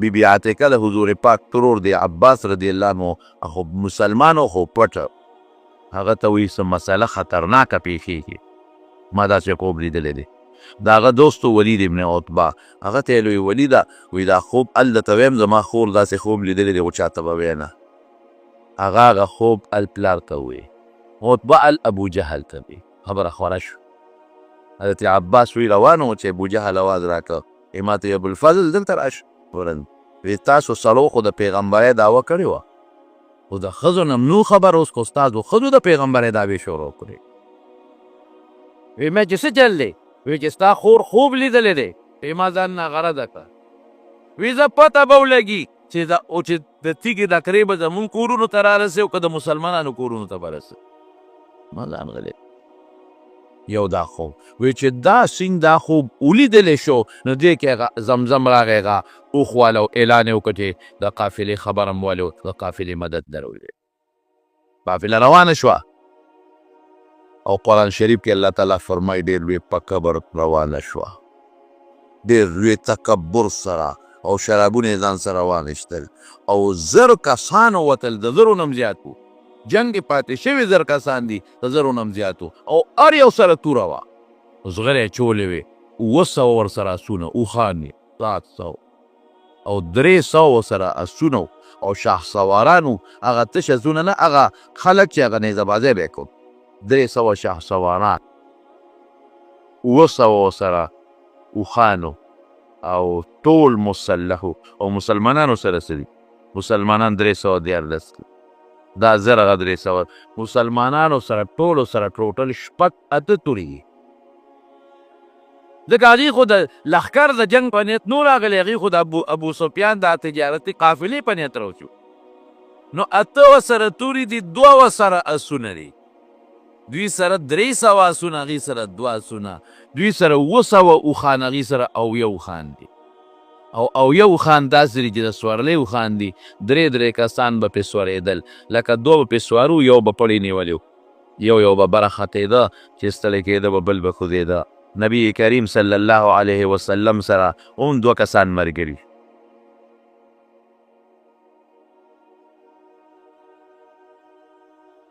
دواړه سره ملګري یو ورسره حضرت علي رضی الله عنه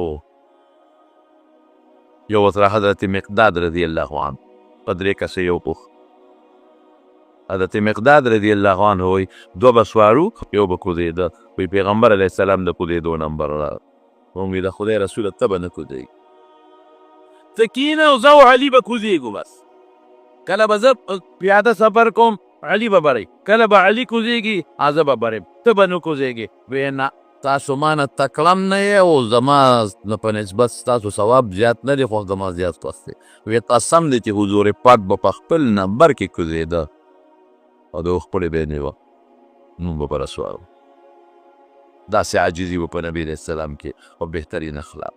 نو او یو خان، 2 آسونه، 8 تورې، 6 زغرې او باقي ټولو سره د کجورو ډانګونه. او کافر ټوټ مسلح دی، هر یو سره توره او غره او نیزې دي ورسره او لوی د جنګ په نیت را روان دي. ولا تکونو کالذین خرجوا بطرا، قرآن شریف کې الله وایي دغه خلک چې د کبر او د جوش په انداز راووتل. چې ابوجهل لښکر راووته نو جهم ابن السلط دام د پیغمبر علیه السلام د خاندان نو، هغه وی ما یو بل خوب ولیدو. وی رالما وی خوب دینم چې یو سړی راغی مکې مکرمې ته او په یو دغه باندې سور دی په اوښ باندې، او چې څنګه راغی نو یې اوښ یې سملو او په توره ووو او د هغې نه دا وینې داسې اوچتې شوې او چې څومره د مکې د خلکو خیمې دي نو خیمو ته څاڅکي ورسېدی. هغه ملګرو ته ووایي چې داسې خطرناک خوب مې ولید. ابو جهل بیا عباس رضی الله عنه که عباس دلته راشه، تاسو کې خو ډېر پیغمبران پیدا شو، خور دې بله پیغمبره د خوبونه نه دا دې بل پیغمبر پیدا کو او پته به اوس ولګي چې وینې به زموږ خیمو ته راځي او که وینې به ستا درواره خیمو ته ځي. دا دویم خوش. دې خوا د ابوجهل لښکر روان د ابو سفیان د لښکر د مدد دپاره. هلته نبي علیه السلام د روحا مقام نه دغه 2 کسه جاسوسان ولیږل، هغوی واپس رالل. دې وخت کې پیغمبر علیه السلام یو مقام د صفرا ورته وایي، هلته رسېدلو چې جاسوسان واپس رالل. جاسوسانو ورته الوې وی صاحب دونه مونږ خبر شو چې د ابو سفیان د قافلې دپاره د ابوجهل قافله را روانه مدد دپاره. نو نبي علیه السلام ټول صحابه کېنول، مشوره ورسره کوي.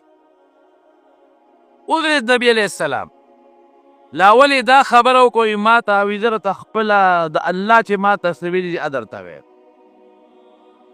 باقي ستاسو خوښه ده چې څنګه ستاسو فیصلې هغسې به کوو.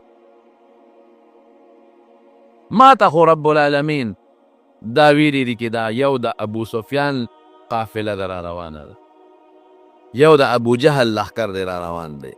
دې دوو کې چې کوم سره تاسو مقابله کوئ نو په دواړو به خدای ګټه درکوي. لقد کان لکم فی الفئ څنګه دی فئتین آیه 2 ډلې دي، یو دا ده یو هغه ده. ما ته خو خدای دا ویلي دي چې که دې سره جنګېږې هم به ګټه ستاسو، که دې بل باندې ورځې هم ګټه ستاسو. اوس تاسو فیصله ده. حضرت ابوبکر صدیق رضی الله عنه پاس شو، ډېر خشته تقریر یې وکړ، ویل الله رسوله موږ راوتي یو واپس نه ځو، دې د مکې خلکو موږ سره انتهایي ظلمونه وکړل او ما چې درته په سر کې وې ټولې خبرې ورته وکړې، وطن هم ورته پرېښودو، بچي هم نه پاتې شو، چا نه ښځې پاتې شوې، مالونه هم پاتې شو، ځمکې پاتې شوې. 400 کیلومیټره هغه وخت کې دوی هجرت کړی، موږ ته دومره مزل وکړو، په هغې کې دې موږ نه پرېږدي. 3 کاله ردي د لاسه موږ په شیب ابي طالب کې تېرې کړې، د ونو پاڼې م خوړلي، ستا په ملا مبارک یې لرې غورځولي دي او دا صحابه کرامو له څومره سزاګانې ورکړي دي. حبشې ته هم ته هجرت وکړو، مدینې ته ترې رالو، اوس هم موږ نه پرېږدي، موږ له پیغورونه راکوي، انصار راته لمسوي، د مدینې یهود راته لمسوي، منافقان راته لمسوي او بیا زموږ په چراګاهونو راځي حملې کوي او زموږ په فصلونو مالونه سوځي. د الله رسوله زموږ رای خدا ده چې ستا خوښه ده، په هر یو چې ورځو موږ در نه رستو کوي. حضرت عمر پاسې دغه هم مزېدار تقریر و. حضرت مقداد ابن اسود رضی الله عنه پاسې دغه ډېر ناشنا تقریر و. د الله رسوله او پیغمبر علیه السلام چې به یو تقریر کو نو دا آواز به یې کو اشیرو علی ایها الناس، ای ملګرو مشوره راکړئ، مشوره راکړئ. حضرت مقداد پاسې وی د الله رسوله ستا څه خیال دی چې موږ به تا میدان کې یوازې پرېږدو، موږ به دنه تقتلو؟ دا څه چته کېږي، موږ به لکن نقاتل عن یمینک وعن شمالک وبین یدیک، موږ به ستا نه یو خوا بل خوا مخکې وروستو جنګ کوو. موږ د موسی علیه السلام د قوم په شان قوم نه یو چې موسی علیه السلام ته وی اذهب انت وربک فقاتلا انا هاهنا قاعدون. موسی علیه السلام قوم موسی علیه السلام ته وی ځه ته او خدای دې جنګونه کوې مونږ نه شو، مونږ د جګ ولان یو، نو به دلته ناست یو. مونږ هغه نه یو، مونږ به ستا نه مخکې وروستو جنګېږو او ستا په حکم چې څه دې خوښه یې هغه به کوو، او د الله رسوله چې څه درته خدای وایي کوه مونږ در سره یو.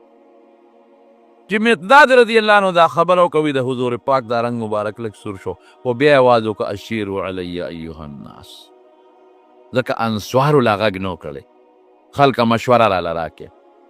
ځکه د مدینې انصارو چې پیغمبر علیه السلام کله هجرت کو، نو دوی صرف دومره ورسره کړي و چې وی مونږ په مدینه چا حمله وکړه مونږ به دې مدد کوو، په مدینه که چا حمله وکړه نو مونږ به دې مدد کوو. دی نو ویلي چې مونږ به تا سره باروز جنګ به هم در سره کړي، تا په ملګرتیا کې. نو حضور پاک پې اشیر علیه هم تیاري د فکر ونه کې مونږ یو ځل ته د خدای رسول منلې، دا مو ایمان او یقین کې ته سوی د خدای خبرې، نو مونږ په تا کې شک نه کوو او نه تا په خبرو کې شک کوو.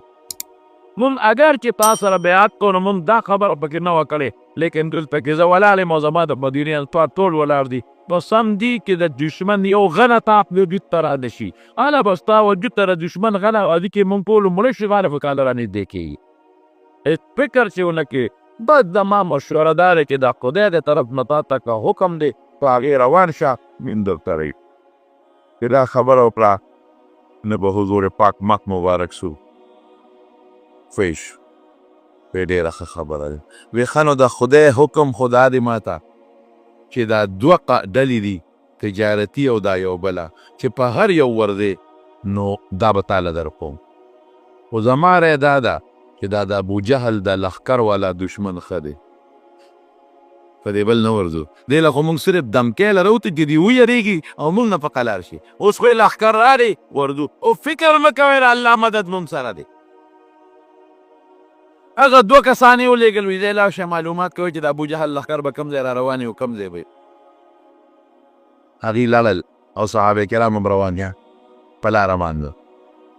هغوی چې څنګه لاړل هغه بس بسه وادي،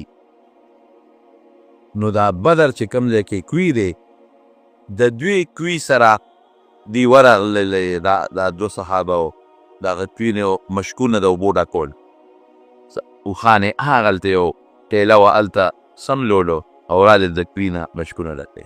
د کوي په غاړه یو څو جینکې هغوی مو د کوي نه اوبه وړي، هغه یو جینۍ بلې ته وایي چې زما قرضه راکړه، بله جینۍ ورته وایي لږ صبر وکړه، د ابو سفیان د قریشو قافله را روانه ده او سبا به دلته رارسي، نو زما سره څه سامان دی هغه پې خرڅ کړمه، نو پیسې به پې نغدې کړم، نو تاله به خپلې پیسې درکړم. اوس دا صحابو دا خبرې اورېدې ته یې غوږ یې ښودلې، مشکونه یې ډک کړل او په اوښانو یې کېښودل او راغلل نبي علیه السلام له، وی صاحب دقسې دوه جینکې یو بل سره په جګړه وي، یو د بلې نه قرض غوښته، بلې وی چې د ابو سفیان قافله دلته سبا رارسېږي، دا قافلې چې به تېري به یو ځای کې دمه کوله، نو هغوی بس خرید و فروخت خلکو سره د هغې علاقې کو، نو یې معلومېږي دا چې بدر ته سبا د ابو سفیان قافله رارسېږي. هلته ابو سفیان ته پته لګېدلې وه، نو هغه هم خپل جاسوسان هم غواره کړو او په خپل هم ګرځېده را ګرځېده، ځکه دغه علاقه ما لیدلې زه ورته تللی یم د بدر دغې علاقې ته، داسې واړه واړه غرونه دي او په غرونو کې دننه لارې دي، دلته لاره ده هلته لاره ده هلته لاره ده، نو یو د غر نه یو خوی بل د غر نه بل خو یو بل ته نږدې وي خو ښکاري نه. نو ابو سفیان په دې چې هسې نه چې د لارو کې مسلمانانو له مخې له ورنه شو، نو هم ګرځېدل لګیا دی او معلومات کوي چې مسلمانان کم دی. دې کوي را ورسېد ابو سفیان چې راورسېد د کوي په غاړه هغه جینکې ناست دی، جینکو ته وایي څه ناشنا خلق هم نه دي لیدلي په دې علاقه کې، څوک ناشنا خلق؟ هغې وایي نه ناشنا خو موږ نه دي لیدلي. وی څه ګڼه ګوڼه وی نه، یاره یو دوه سروس دلته راغلله او د دې کوي نه د اوبو مشکونه ډک کړل او لاړل. وی په څه وو پیاده راغلي وو که په څاروو باندې؟ وی نه په اوښانو راغلي. وی اوښان یې کوم ځای سملوړي وو؟ وی اوښان یې هغه خیلې شاته سملوړي غونډی شاته. ابو سفیان ډېر هوښیار و چې هغه اوښانو له ورغې نو اوښ خو چې یو ځای کې سملې خامخا پچې کوي سوټه کوي، نو چې هغه اوښانو هغه پچې وکتې نو هغه یې ماتې کړې، یو پچې یې ماتوله، نو په هغې کې هډوکي راوفتل د کجورو. نو دونه تجربه کار و که نه چې هډوکي څنګه وکتل؟ وی والله نواتو یسرب، وی قسم په خدای چې دا هډوکي د مدینې د کجورو هډوکي دي. دا اوښانو د مدینې کجوره خوړلې ده او هغه هډوکي پکې د هغه دي او معلومیږي دا چې مسلمانان هم دې غونډو کې ګیر چاپېره دلته چېرته دي. بس زه خپلې قافلې ته لاړ، رخ یې د قافلې د دریاب په غاړه که رخ یې بلکل بدل چې دلته خو مسلمانان دي، لاره یې بدله کړه د مکې طرف ته او محفوظ شو. هلته د ابوجهل قافله را روانه ده. اوس هغه هم په دې لاره روانه کې زمزم ورته ویلو چې په دې پلانکۍ لاره باندې قافله راځي. ابو سفیان اوس رخ بدل که خو هغې خو په دې لار راتلل، هغې بدر ته رانږدې. اوس د خدای شان ته ګوره، د یو غونډۍ شاته مسلمانان دي، بلې غونډۍ شاته کافر دي، یو بل نه دي خبر. حضور پاک مونځ کوه، یو دوه کافران غلامانو د کافرانو صحابو په لاره کې ونیول. تپوس یې ته وکړه څوک یې؟ هغې ځان نه ښو چې دوه درې غوزار یې ورکړله، ځان یې وښو چې موږ د ابوجهل د لښکر خلک رای وستل داسې. اوس نبي علیه السلام مونځ کوي، دوی یو وحي لګیا دي د ابوجهل د لښکر که د ابو سفیان دروغ وایه.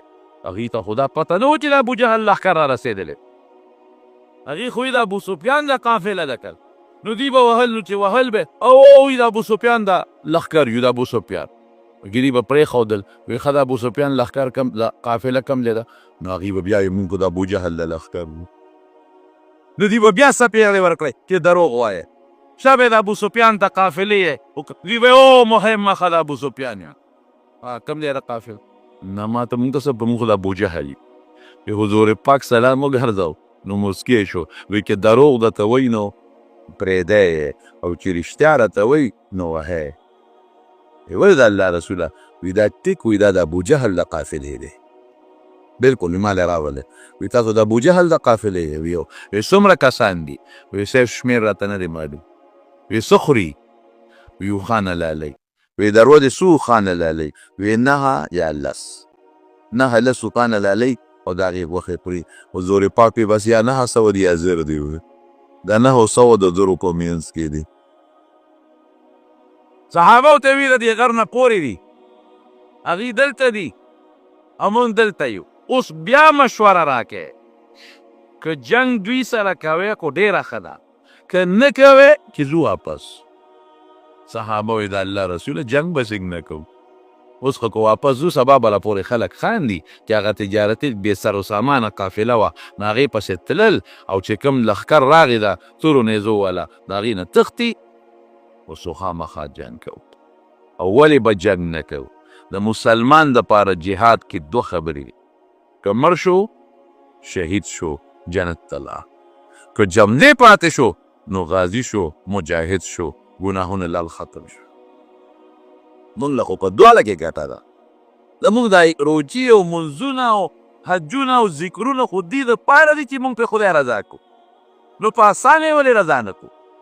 په دې خو په اسانه رضا کړي چې مړه شو نو چېرته به ځو؟ خو جنت یې تا راته ویلي دي، رښتیا خبره ده، خو جنت ته به ځو که نبي اسلام ډېره ښه.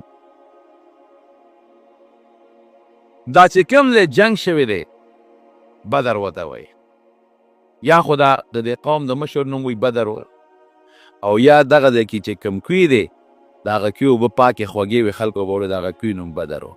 نو په دې وجه دغه علاقې ته بدر و.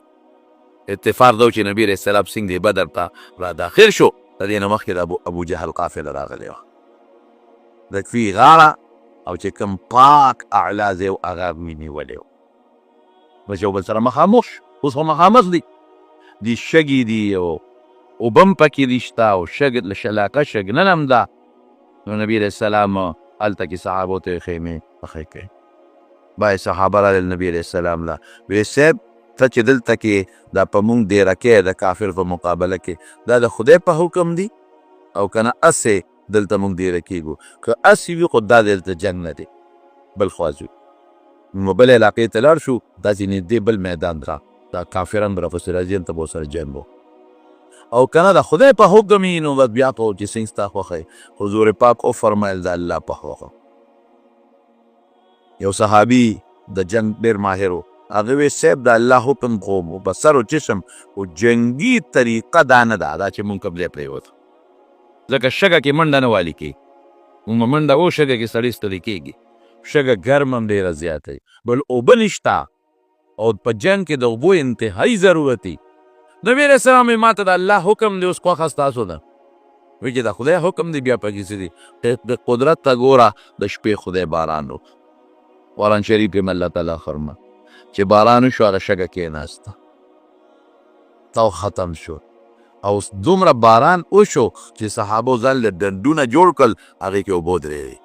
باید صحابو وجودونه پلید شوي وو جنابت لوی بېودسي پرې راغلې وه هغې پکې هم لمبل مشکونه هم تېره او د کافرو طرف ته چې کوم علاقه وه چپاړه شوه چې هغې به منډه وله را پرېوتل په چې منډه به یې وله را پرېوتل په حضور پاک یې هم لیدل معامله خدای بدله کړه. د هغوی هغه ښځې خدای هغوی له خویدان کې که زمونږ هغه د شګو ځای مونږ له خدای پاک کلک که او د اوبو انتظام یې مرله و. حضور پاک داسې یو کیله غوندې یو په هغې باندې صحابه یو سفر جوړ وی صاحب تاله یو سفر جوړو وی ته به جنګ کې شرکت نه کې ته د دې ځای د مونږ ته هدایات راکوه او د دې ځای نه د مونږ تماشه کوه. چې سفر یې وله جوړ کړو دا حضرت ابوبکر صدیق او نبی علیه السلام ماښام هغه سفر ته ننوتل او هغه سعد ابن معاذ چې د مدینې په سردارانو کې سردار و هغه توره په لاس د نبی علیه السلام ټوله شپه څوکۍ وکړه. حضرت ابوبکر صدیق وی مونږ ټوله شپه خوبونه وکړل او وی قسم دی که حضور پاک د شپې 1 منټ او 2 منټه مو د شپې ټوله شپه الله ته په عبادت او الله ته په زاره او عجیبه تاریخي دعا حضور پاک په دې مقام کې وخت تاریخي دعا وی الله ما ډېر محنت وکړه په مکه مکرمه کې په مدینه منوره کې او خدای دا 314 ملګري مې ځان له پیدا کړي دا 314 نور نشته په مخ د ځمکه ستا نوم والا دته دی نور نشته او الله دا ډېر غریبانان دي خدایا مالدار نه دي ګورې مالدار هغه دي مقابله کې راته ولاړ نشي خدای دا کار دا بنډو والا نه دي منډو والا خدای هغه دي مقابله کې ولاړ خدای دا بې کسه بې سوکه دي کبرجن نه دي کبر والا خدای هغه دي مقابله کې ولاړ یا الله دا شلیدل جامې دوی چولي او د چا سپلی نشته واقعي د ډېرو صحابو به کې سپلی نه فیبله پیرول بې سره بې سامانه دي خدای دوی سره هېڅ وسله نشته صرف دغه څو تورې دي خدای هلته ټول مسلح دي هېڅ ورسره نشته صرف یو څیز دی پروردګاره چې هغه ستا په دشمنۍ تا ته مقابله کې ولاړ دي او دا زما د فقیران مسکینان بې سوکه خدای ستا په امداد د دوی یقین او ایمان دی. الله ما به نه ذلیل کوې ګورې خدای ما دوی سره وعده کړې ده چې تاسو سره به خدای مدد کوي نو خدای ما به نه ذلیل کوې الله ما به نه رسوا کوې ګورې خدای ما به بې وعدې کوې نه ځکه ظاهر کې خود سړی دې ته ګوري نو 314 زر او د کجورو د ډنګ مقابله په توره کم ځای کېږي او پیاده مقابله ده دغه سره کم ځای کېږي د اوښانو د اسونو سره کم ځای کېږي وی خدای ما به نه رسوا کوې الله ما به نه ذلیله کوې ګور او ما به نه بې وعدې کوې خدای ما وعده کړې ده او یا الله که دا 314 مسلمانان دې مړه کړل دوی سرونه ستا په ذات او ستا په دین تیار ولاړ دې ته ولاړ دي یعنې ستا په دین نه سرونه ورکوي تیار ولاړ ما ازمایلي دي خدایا او که دا 314 نن مړه شو الله تر قیامته پورې به ستا د نوم اخیستو والا بیا څوک پاتې نشي بس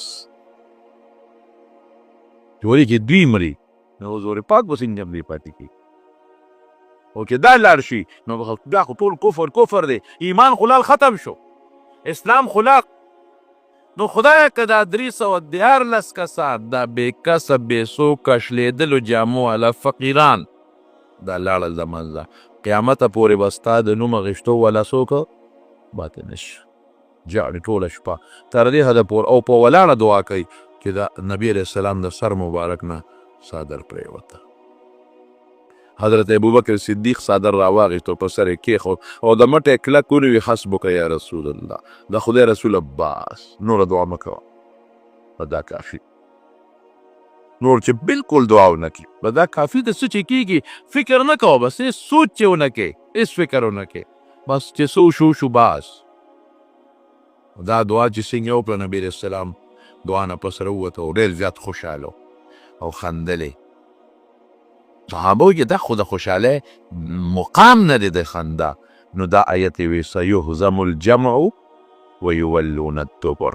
دا آیت خدای نازل کړه چې دا ټول به تختی، دوی ته به شکست ملاویږي، تاسو له به خدای فتح درکوي. وی ما سره خدای بل امداد وکړه، ما سره الله ماله زیری راکړه چې تاسو له به خدای کټه درکوي، هغې له به خدای شکست ورکوي.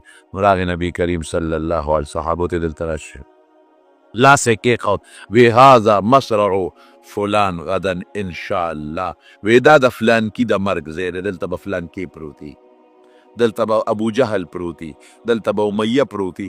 یو ځای باندې لاس کېښود او د یو کافر د مرګ ځای ښو. یو صحابي وی زما د الله په ذات قسمي چې پیغمبر علیه السلام د کم کافر نوم اغشتر او په کم ځای لاس ایښودی دی، وی په حقه ځای سار له هغه کافران مردار پراته وي، د هغې نه لږ هم اخوا دیخوا نه. الله پوره مدد وکړه. اخوا ته 1000 فوج مخامخ، دیخوا 314 غریبانان، مسکینان، فقیران، بې سپلو بې څادرونو والا. هلته کې پکې عتبه تقریر وکړو. نبی علیه السلام سره د صحابو هم بدر میدان ته ورسېده او د مکې کافران د ابوجهل لښکر هم بدر میدان ته راورسېد. دواړه یو بل سره مخامخ شو په هغه میدان کې. او ما درته ویلي چې صحابه په اصل کې د ابوجهل د لښکر په نیت نه ووتې، د ابو سفیان د تجارتي قافلې په نیت وتي و، نو ځان سره جنګي سامان کم وړی و. 8 توري دي، 6 زغري دي، او 10 اوښان دي، او 2 آسونه دي، او د کافرانو د 1000 کسانو لښکر دی او ټول مسلح دی. هغې سره 80 آسونه دي او 700 ورسره اوښان دي، او ډېر جوش او خروش سره دي. او په دې نیت دی چې دا مسلمانان خو ډېر کم دي، نو دا به مونږ ټول ختم کړو. میدان جنگ کې چې کله یو بل سره مخامخ شو، نو بعضې کسان و کافران لیکن لږ نرم دل و رحم دل و، لکه اخنس ابن شریق او د هغه قوم. هغه خپل قوم سره راجمع که او وی چې قومه مونږ خو د ابو سفیان د قافلې د بچاو دپاره راغلي یو، او د ابو سفیان قافله خو بچاو لاړه. مونږ خو جنگ له نه یو راغلي، مونږ خو دې له راغلي یو که زمونږ په قافله چا حمله وکړه نو مونږ به جنگ کوو. قافله بچاو مکې ته ورسېدله، نو مونږ جنگ سله کوو. دا که مسلمانان دي خو زمونږ رونه دي، زمونږ تربوران دي، جنگ مونږ نه کوو. نو اخنس ابن شریق سره د خپل ټول قوم بنو خزاعه واپس لاړ، هغوی جنگ کیسه وانغښته. بل یو کافر و عمیر ابن وهب، هغه د ملګرو ته وی چې زه ورځم او دا مسلمانان ګورم چې څومره دي. په اس باندې سور شو راغی او د مسلمانانو د صفونو نه ګیر چاپېره چکر وواو. هم له راغی وی یاره 300 خوشه دي. وی اورګې ګورم دا 300 خو ډېر لږ دي، خو به ځان نه وجني، زمونږ مضبوط لښکر دي، مونږ سره نشي جنګېدی.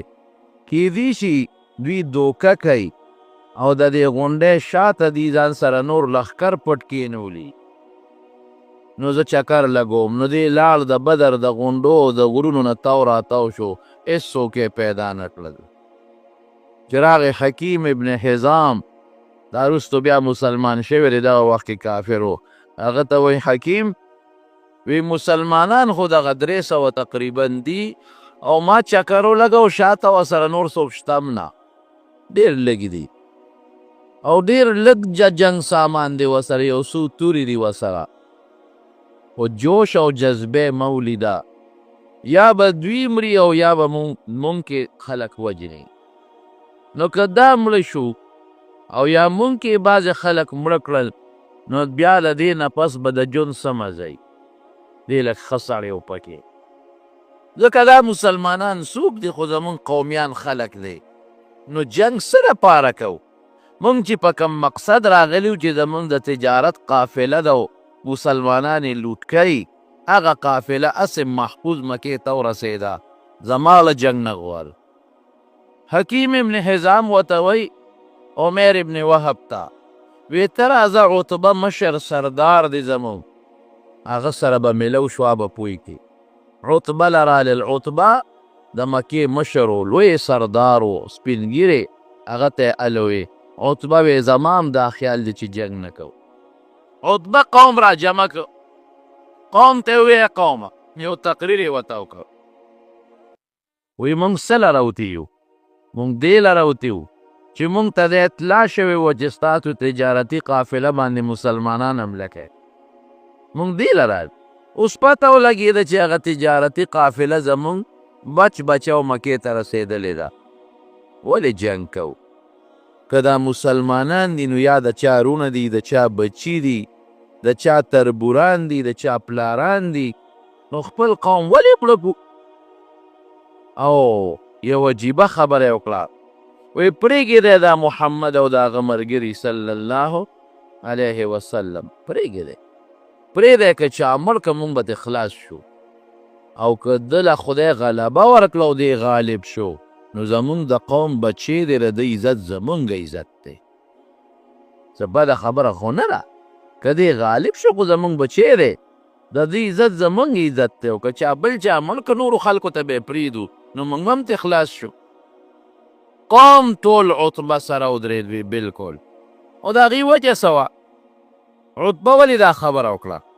عتبه ځکه وکړه چې ما تېره جمعه تاسو ته 2 خوبونه ویلي، 2 خوبونه، یو بیبي عاتکې خوب لیدي و هغې نه معلومېده چې دا مسلمانان بریمون او کافران شکست بونی، او یو د جوهیم ابن سلط خوب و، هغې نه هم دا معلومېده چې مسلمانان بریمونی، او بل د دې عتبه یو غلام و عداس چې کله حضور پاک د طایف نه راته، هغه عداس په لاره کې مسلمان شوی و، نو عتبه دې تپوس وکړو، وی عداسه دا ولې؟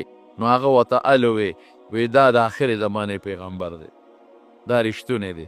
نو عتبه ته پته وه، د دې علامونه ورته پته وه، نو جنګ یې نه غوښته.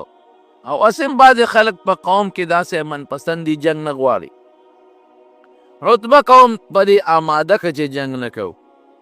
ابو جهل شیطان دی وخت کې نو بارو، هغه ته چالوی، هغه راغی، هغه یو خبره وکړو، یاو عتبه د جنګ نه ولې ځان ساتي؟ دا د زوی دی ابو حذیفه، هغه مسلمان دی او مسلمانانو سره په صف کې ولاړ دی، نو عتبه په زوی یریږي چې زوی به راله څوک مړ کړي. او د دې نه مخکې یو کافر و عمرو بن حضرمي، اچته په لاره روان و، بعضې مسلمانانو سره یې څه جنګ راغلی و، هغه عمرو بن حضرمي وجلی شوی و، مردار شوی و. نو عتبه د ابو جهل د هغه عمرو بن حضرمي زوی راوغوښت، عامر یې نوم و. یا عامره، وی کاکا خو د رور مرګ وینه بخي، حالانکې دا خو د هغه د رور د بدل دپاره دا کافر نور وتی. هغه چغې کړې، وا عمره، وا عمره، ای زما روره، ای زما روره. بس هغې سره هم خلک ګرم، او په عتبه الزام ولګو چې زوی د مسلمانانو په صف کې د ابو حذیفه د په هغه یریږي. نو عتبه وی ښه، اوس به پته ولګي چې نر څوک دی. نو ده د بهادرۍ نه په دې سینه د شترمرغ وزرې لګولې وې، او یې د اوسپنې ټوپۍ راوړی، میجن ورته ویل. نو ټوپۍ وله راوړه، نو سر یې غټ و پې نه برابرېده، نو بیا د سر په رومال باندې وتړه او میدان ته ووت. هلته نبی کریم صلی الله علیه وسلم سهار وختي ټول صحابه ودرول او د جمع مونځ یې وکړو.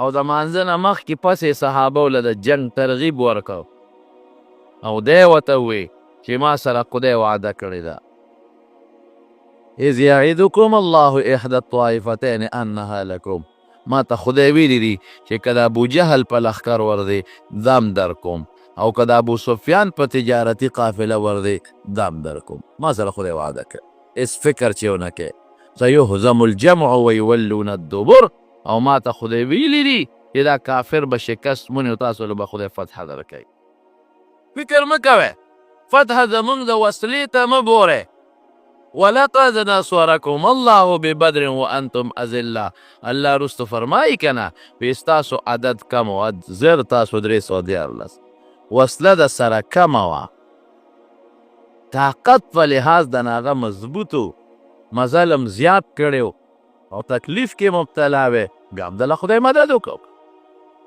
نو د جهاد ترغیب یې ورکړ د شهادتونو ترغیب یې ورکړ او بیا صفونه نیغولي چې کله یې صفونه نیغولو غش یې راواغېشته او داسې راښکی یو صحابي دی حضرت سوید رضی الله عنه هغه لږ یو کوټې خې ته رابار و د صف نه نو نبی علیه السلام ورسره خوش طبیعتي وکړه نو په خېټه یې وله غشې راښکه وی استوي یا سوید سویده نیغ شه برابر شه صف کې او خېټه باندې غشې راښکه بس هغه نیغ ورته د صف نه راووته وی د الله رسوله مونږ په ته ایمان راوړی دی او ستا په انصاف والا دین مونږ ایمان راوړلی دی نو اعدل ما سره اوس انصاف وکړه وی څنګه د سره وکړم وی زما خېټه دې خوږ کړه نو زه دنه بدل اخلم صحابه هم حیران خدای ته څنګه امتي دی چې او څنګه صحابي او حضور پاک او قصدن د لخېټه نه ده خوږ کړې د سره خوشطبي وکړه او غش یې راښکه وی نه انصاف غواړم ما په دغه انصاف ایمان راوړی دی نبي علیه السلام ورته زر لمن مبارکه اوچته کړه وی راشه زما نه خپل انتقام واله داسې ښکلي اخلاق خدای پاک ورکړي چې لمن یې اوچته کړه دغې سوید ورمنډه کړې او سوید ورمنډه یې کړې او د حضور پاک خېټه یې ښکل کړه بار بار یې ښکل کړه عربت هذا یا رسول الله د خدای رسوله دغه مې اراده وه چې ستا دا خېټه ښکل کړم او د الله رسوله ممکن ده چې دا زما اخیري ستا سره ملاقاتي ما له د خدای په دربار کې دعا وغواړم چې الله په ما رحم وکړي حضور پاک ولې ډېر په مینه دعا وغوښته صحابو صفونه چې کله برابر کړ نو حضور پاک الله ته بیا لاس اوچت ظاهري اسبابو په نظر خو مسلمان کمزوری دی یا الله دا قریش ډېر په کبر راوتي دي خدای او ډېر په فخر راوتي او ډېر په لویه وسله او په یو ډېر لوی شان او تکبر کې راغلي دي خدایه مقابل کې زما ملګري ډېر عجزانان او کمزوري دي خدای الله د دې قریشو دا کبر په خاورو کې واچول او زما دې ملګرو له خدای غلبه ورکړي دا دعا یې بیا وکړله وګوره حضور پاک سات په سات الله ته متوجه کېږي او کافر هغه خپل کبر او غرور کې دي ابو جهل چاته وی چې دا مسلمانان به څومره وي وی 300 به یاره وی داسې وکړې وجنه یې ما جمدي به ونیسو مکې ته به یې بوځو هلته به ورسره راکاږي دا د وجنه یې ما دا خو بې وسلې خلک دی چې ګوتې وله یې ونیسي او شیطان راغلی دی شیطان د سراقه ابن مالک مدلجي په شکل کې او شیطانان یې ځان سره د هغه د ډلې په شکل کې د بنو مدلج په شکل کې راوستي ابو جهل ته وایي د سراقه شکل کې وایي زما قوم دقه دې ما راوستي دی غم یې مه کوه زر تاسو یې زر دله ما راوستي دی